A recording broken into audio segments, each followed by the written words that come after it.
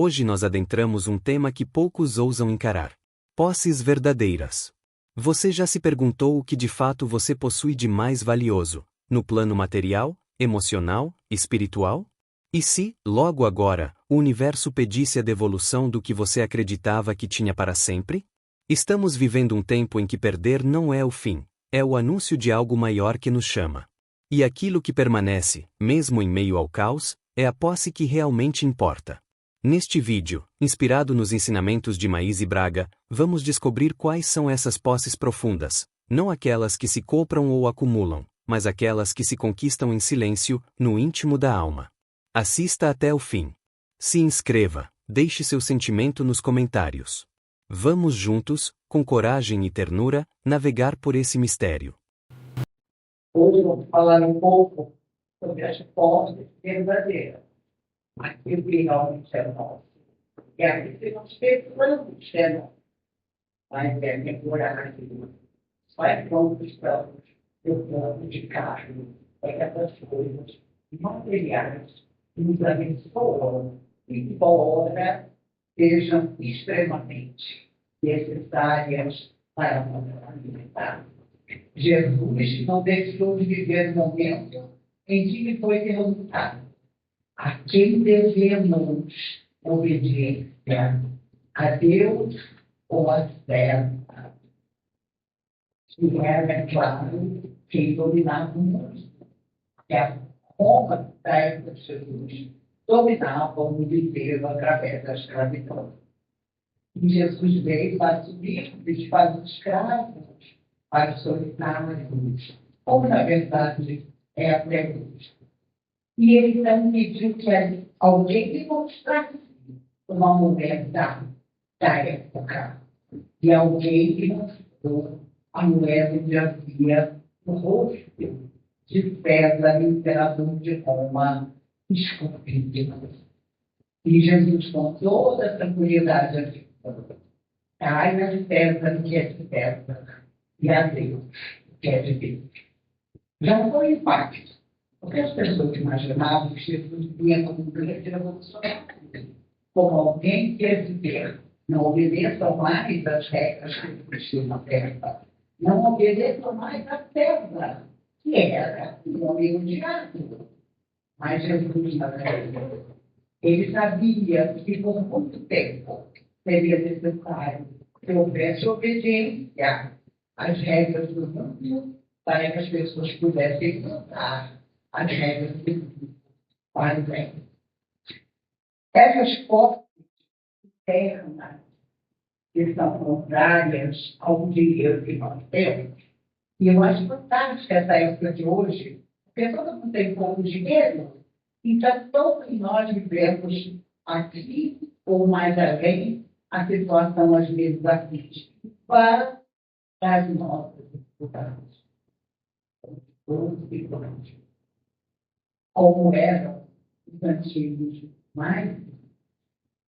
O importante é pensar que existe algo que ninguém pode tirar de nós, as nossas vontades interiores. A nossa tranquilidade, a nossa paternidade, a nossa bondade, a nossa esperança, a nossa gentileza. E eu, nas palestras que já fiz, desde o início da semana passada, comentei que fiquei encantada com o carioca. Eu sou carioca do Mélia, da rua de Jesus. E como dizia o ator Paulo Gustavo, filho do Mélia, não vou. Mas estando hospedado em Copacabana, na Xavier da Silveira, e andando de bengala, porque eu fui há um mês atrás no toque do banheiro. E aí entra a questão da vaidade. Meu banheiro é todo adaptado. Mas de madrugada eu pensei: eu sou tão poderosa, eu não preciso me segurar em nada. E caí.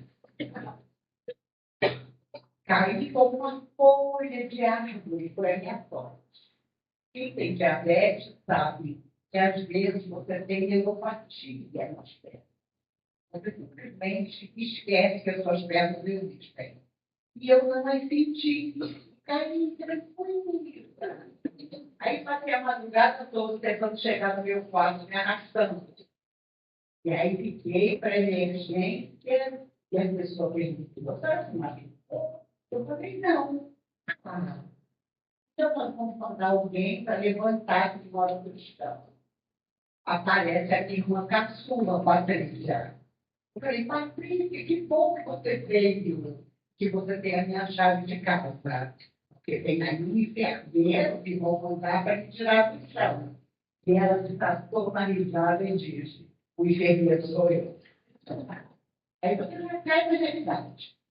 Quem disse que ela conseguia me levantar? E eu também não conseguia me levantar. Aí, vou chamar seu genro. E mas seu genro mora longe. Pensei, vou chamar o porteiro. E o porteiro da noite, seu Joaquim, me levantou em 1 minuto. Depois de horas de agonia. No dia seguinte, eu disse a ele, adivinha quem é o meu novo protetor? O senhor, seu Joaquim. E acho que Jesus também disse, quando disse às pessoas, obedecer a terra, estão fazendo treva dele. Imagine se nós, espíritos, né, resolvêssemos criar um pandemônio. Olha, ninguém mais vai obedecer regra nenhuma no mundo. Faríamos um obstáculo tremendo. As próprias pessoas que nos procuraram, né, para tentar mudar a própria vida. As pessoas hoje têm, assim, tem gente que tem mania de causar inveja. Aparece nas redes sociais, mostrando um carro novo, uma casa muito bacana, e fica satisfeita. Nossa, cadê o inveja? Uma vez perguntaram a Chico Xavier, Chico, você tem medo de alguma coisa? E o Chico disse, eu tenho medo da inveja. E o pessoal começou a rir. Inveja, Chico? E o Chico respondeu, você não tem ideia do que é inveja. E vocês não têm. A energia que tem a inveja, vocês correm e saem.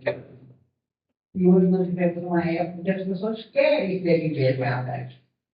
Querem ser admiradas. E então, a inveja tem energia muito. Precisamos tomar cuidado com essas energias que muitas vezes nos envolvem e tentam criar um estado na nossa cabeça. E muitas vezes desaparece. Ele é um Chico, ninguém sabia dele. Ele ia abraçar árvores. Ele dizia que quando ele abraçava uma árvore, ele tirava da árvore uma energia profunda e deixava ali a energia que ele precisava deixar. Imaginem vocês o que era a energia que se acordava o Chico. Porque as pessoas mais iam conversar com ele. E, em detalhe, não deixavam de contar. Ele contava depois, estava coisas tão difíceis, que ele olhava para o lado, Emmanuel, o seu professor espiritual, aparecia, olhava para aquela pessoa que estava conversando com o Chico e dizia, no dia de amanhã, em terra.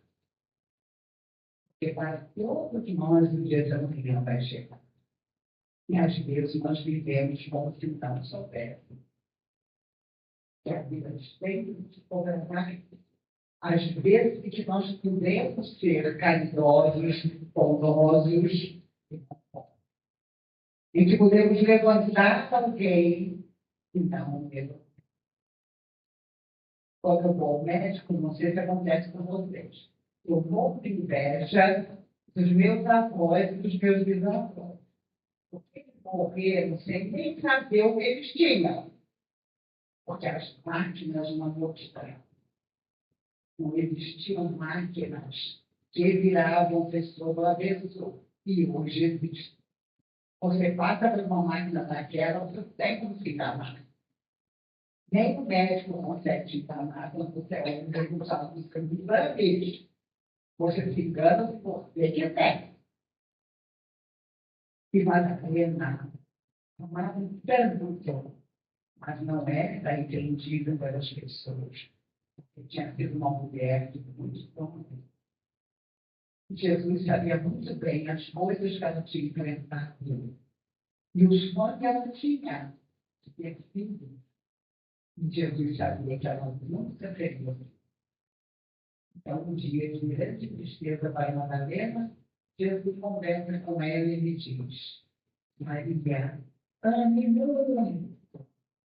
muito a todos aqueles que você puder ajudar. E se você amar muito, um dia eu irei te buscar. E quando Jesus foi crucificado, Maria vai morar no Vale dos Leprosos para falar às crianças, adolescentes e adultos, que ali estavam apartados da sociedade sobre Jesus. Ali ela viu desaparecer a sua beleza, porque também tornou-se leprosa. E viu destruir toda a admiração que tinha por ela. Um dia, ela não conseguiu levantar da cama, morava num quartinho humilde. E, numa manhã, sem conseguir força para perder, ela viu abrir a porta. E uma luz intensa entrou no quarto. E ela escondeu o olho com a mão e disse: por favor, feche a porta. Eu sou leprosa. Não consigo lidar com a luz. E, para sua surpresa, ela escuta a voz da mulher: Maria, sou eu, teu amigo Jesus. Acho que muito isso. E ela, que não tinha sido compreendida na terra, foi levada pelo próprio Cristo de volta ao mundo espiritual. Sempre amado. Por isso, uma vez perguntaram a Maria Teresa de Calcutá, na semana em que ela morreu, inclusive: Madre, como é a sua religião? E ela respondeu: o amor de Deus. O amor é a minha religião. E qual é o Deus dessa religião? O outro é meu filho. O outro é o Deus dessa religião. No dia que nós olharmos o outro e considerarmos ele é o nosso objetivo de felicidade, porque nós vamos poder ajudá-lo de verdade. Nós encontraremos o nosso lugar no mundo. Quando eu entrei nessa casa, estávamos na casa de Francisco de Assis. E me lembrei. Francisco atravessava uma floresta, de repente tinha uma dor terrível no pé. Ele havia colocado o pé num espinho enorme que caía da árvore. E o espinho era tão grande que quase partiu o seu pé no meio. Então, nem vou perguntar a vocês o que vocês fariam, o que vocês diriam ou pensariam com um tremendo de espinho no meio do pé.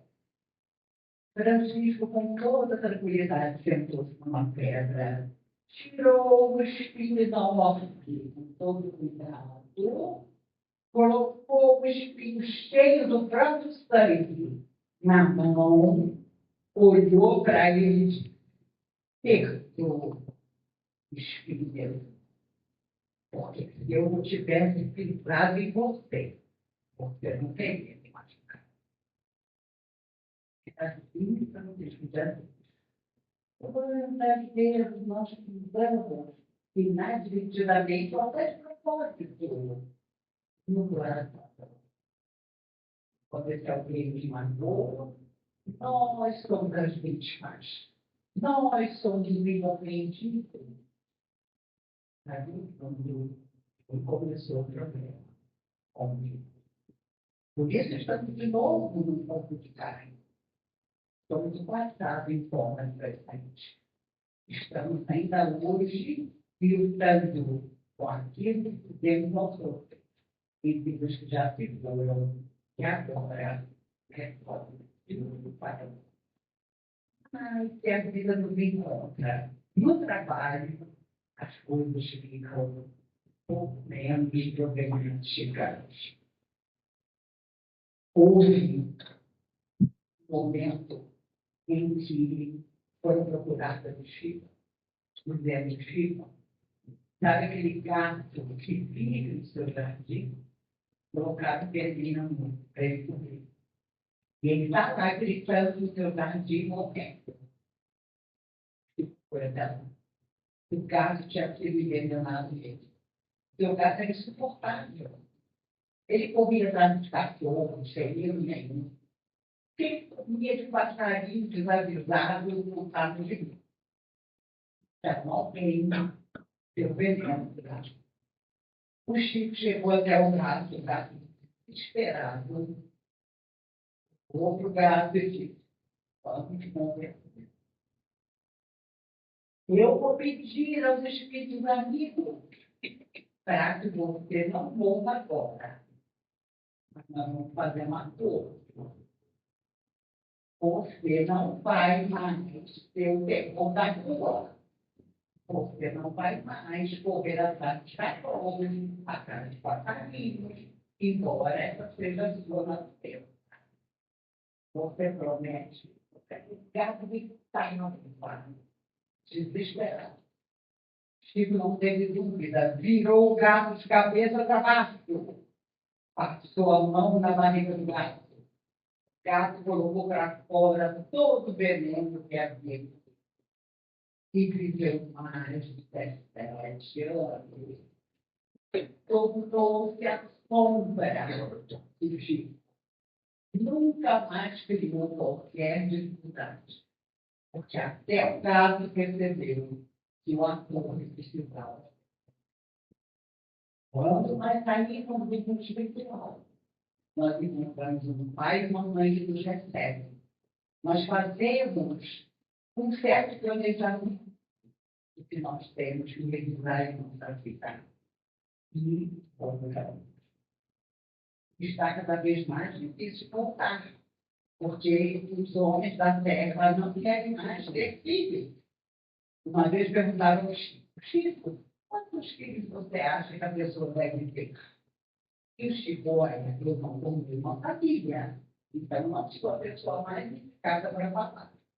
Mas eu acho que se Deus nos deu 2 braços, é para segurar um menino aqui, o outro menino aqui. 2. E ele amparava pessoas que tinham 15, 17 filhos. E que todos sábados estavam lá na vila para receber a sua cristã. Uma vez um homem disse para o Chico, sabe aquela mulher que no meio da fila? Ela tem casa, ela tem aluguel de loja, ela não precisa dessa questão.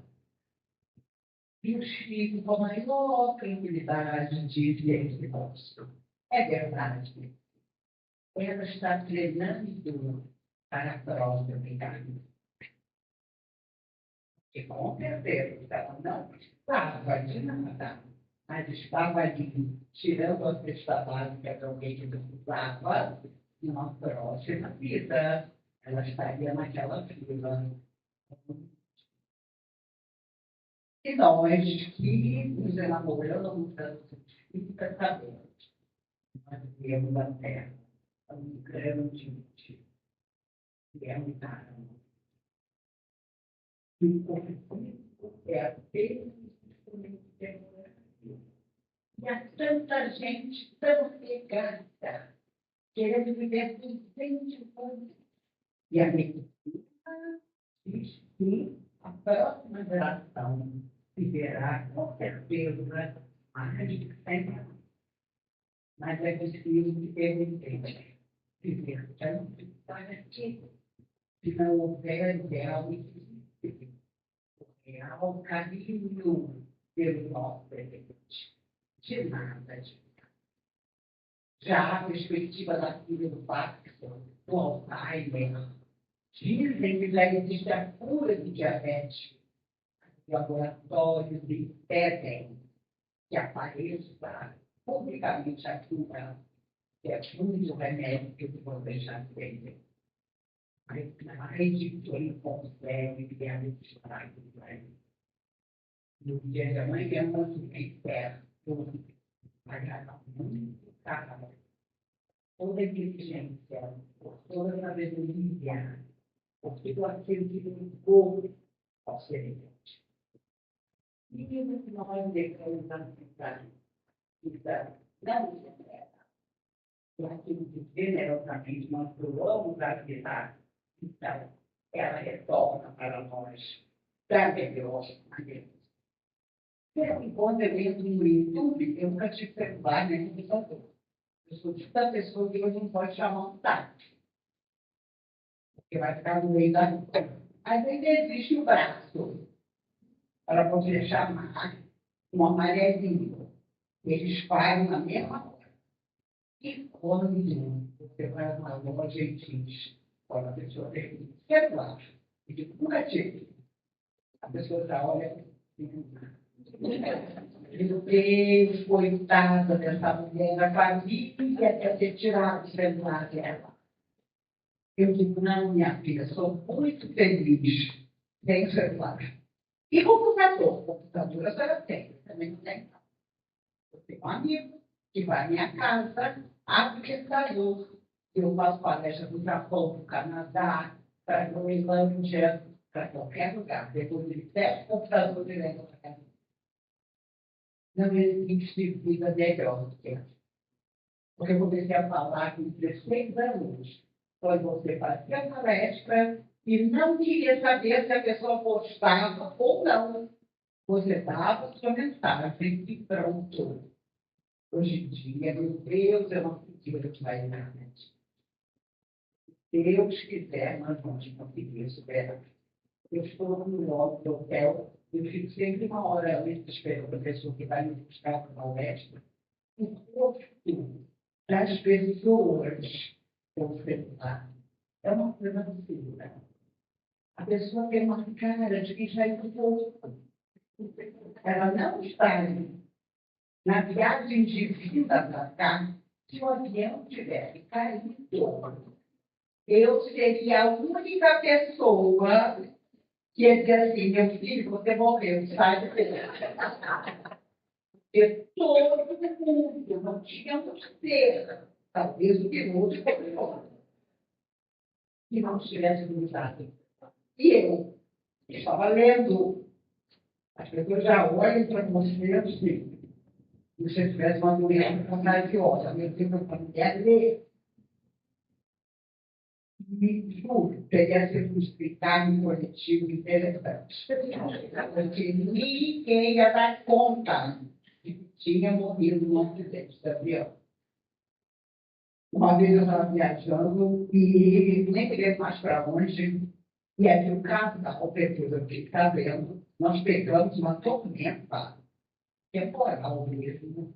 Enfim, depois de 20 minutos de susto, o avião se acomodou e chegamos. Mais tarde, alguém me contou que o casal, na hora do desespero, a moça começou a chorar. Mas eu vou morrer. E o homem, com a maior tranquilidade, disse: não, para no final, que eu fique a Maísa está no avião. E eu sei que o doutor Fidel de Menezes disse a ela que ela vai morrer muito velha. Então, não vai acontecer nada. E mais tarde eu encontrei esse moço, deixei com ele a dúvida. E se só eu sobreviver? Ele falou, eu não tinha pensado nisso. Ainda bem que eu não pensei, que a minha mulher ficou toda satisfeita e o avião conseguiu chegar. Meus amigos, todos os dias podemos mudar. A única coisa que ninguém tirará é aquilo que está dentro de nós, portas a dentro da nossa alma, que nós vamos, com certeza, colocar. Eu contava numa das palestras que houve um grande ator chamado Montgomery. Ele sofreu um acidente de carro. Naquela época não havia cirurgia plástica. Ele ficou todo retalhado, era um homem lindo, mas o vidro do carro retalhou o seu. Ele viu que a sua carreira no cinema estava acabada. Ele resolveu se esconder no hospital durante 2 anos. Durante 2 anos ele ficou internado, sem receber visita nenhuma. Ele não queria ser visto naquela vida. Mas um dia o enfermeiro disse, tem uma de um rapaz que veio aqui perguntar para o senhor. Será que o senhor não abriria uma exceção? Receberia esse rapaz? Para dar uma palavra. Ele vem perguntar para o senhor todo dia. Num dia em que estava mais disposto, Montgomery me pediu ao enfermeiro. Quando o rapaz vier amanhã, deixe que subir no quarto para eu conhecê-lo. No dia seguinte, o rapaz apareceu. Foi até a cama de Montgomery e disse, eu vim lhe dizer que você vai levantar dessa cama, vai voltar a se lembrar, porque ainda muito a fazer. Não vai se deixar levar pelo pânico, pela angústia, pelo desespero, porque eu sei que escrever. Vim para aprender teatro e quer ser ator como Montgomery que ficou pressionado com a força da guerra e resolveu sair do hospital e começar de novo. Nem preciso dizer a vocês que o rapaz que estava no Montgomery era Marlon Brando, o maior ator do século. Mas calma, ele estava no Montgomery todos os dias para levantar o óleo. E Marlon Brando não foi um ator, foi Deus. Quando ele aparecia na tela, você esquecia de todos os outros. Nem podemos esquecer uma cena extraordinária. Ele está vendo o poderoso chefão. Tem um gato no seu colo. Alguém me pediu vingança para a filha, que havia sido molestada. E ele fazendo carinho na cabeça do gato, perguntava: o que eu fazer com você, gato? E o homem provou simplesmente a morte de seu inimigo e com toda a tranquilidade. Eles querem da máfia, eles encontram a vontade. E é impressionante. Só Marlon Brando não tinha falado. Mas ele não acreditava em si mesmo. E morreu, imenso de gordo, sozinho, num apartamento alugado em Nova York. Ele era um gênio do cinema. Nunca ficou nele. Ai, meus amigos, precisamos acreditar em nós. Algo não pode morrer na nossa alma. Algo que diga, siga em frente. Mais um passo, mais um dia, mais uma esperança, mais uma gentileza, mais uma caridade, mais um voluntariado. E estaríamos de nós para a vida. E quando a vida física deixar de existir, teremos confianças para a verdadeira experiência. E voltaremos de conta que teremos por ele. O Chico foi esse fazendeiro. Esse fazendeiro, toda vez que encontrava o Chico na rua, ele dizia: você sabe que eu tenho um dia. Um dia eu vou lá para fazer um desconto com o público para as suas crianças. Eu vou te ajudar, Chico. E nunca vai. Um dia o Chico ficou sabendo que o fazendeiro tinha morrido. Fez no papel, de 4 filhos. Em 2 anos, dilapidaram todo o patrimônio do fazendeiro. Está o Chico, mais cedo, varrendo o pequeno salão do centro, quando entra o fazendeiro, morto. Chega para ele, Chico, eu não te falei que eu vinha. Finalmente eu tive tempo, meu amigo, para chegar aqui. Vou agora fazer cheque. Vai.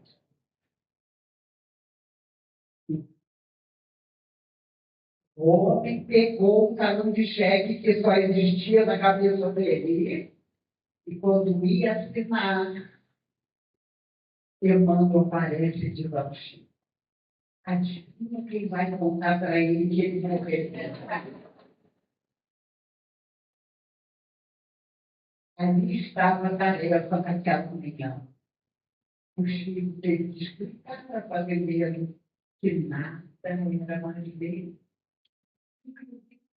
Eles não tinham mais nada, porque não souberam guardar nem cuidar. Ele é muito triste e tarde.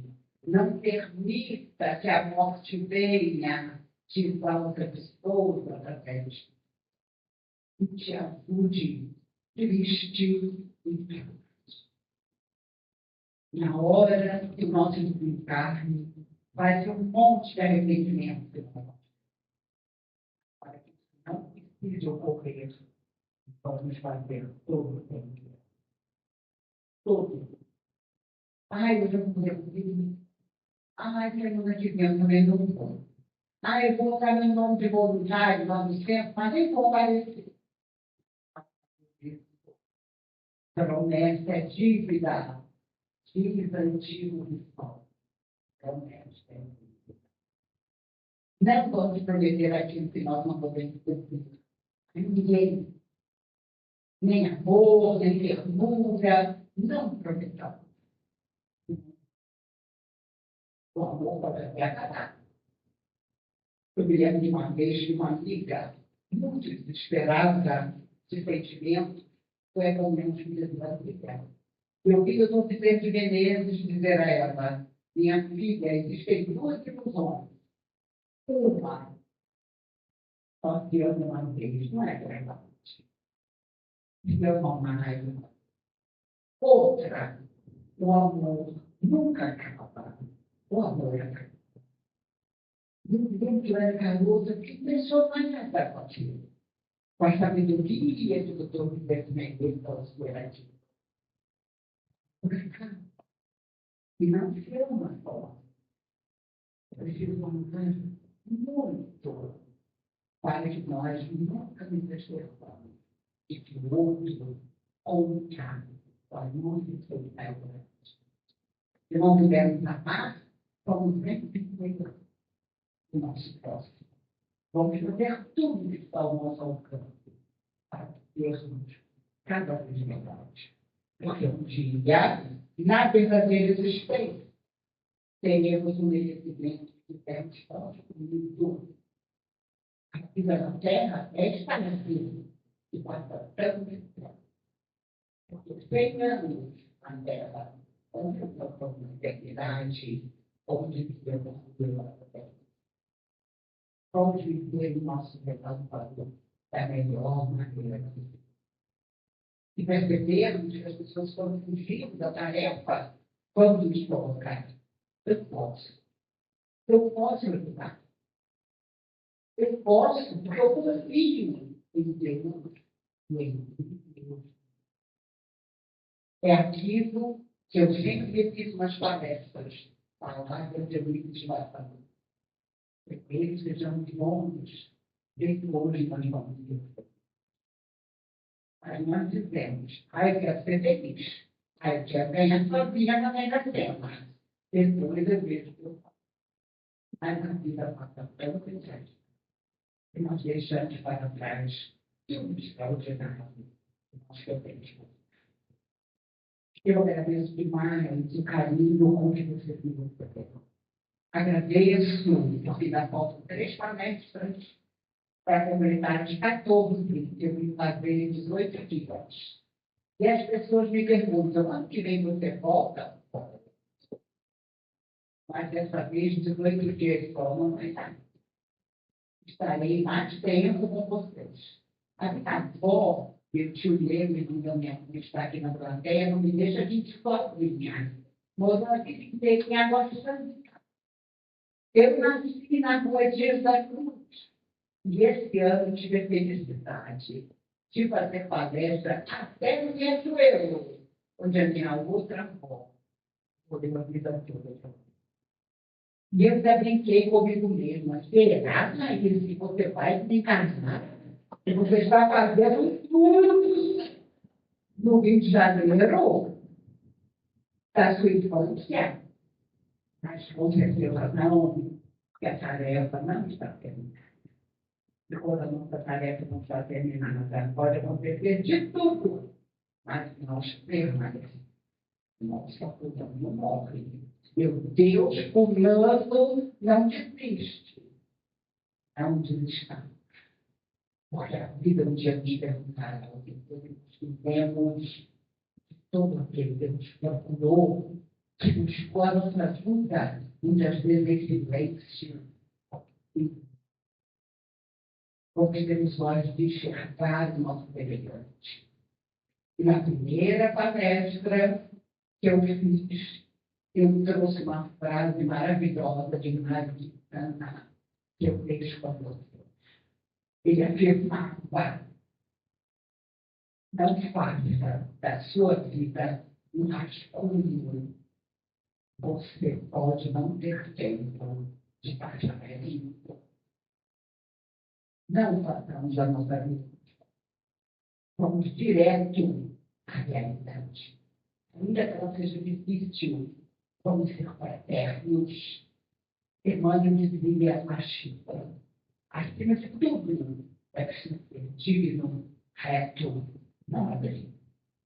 É assim que resumia como devia ser uma.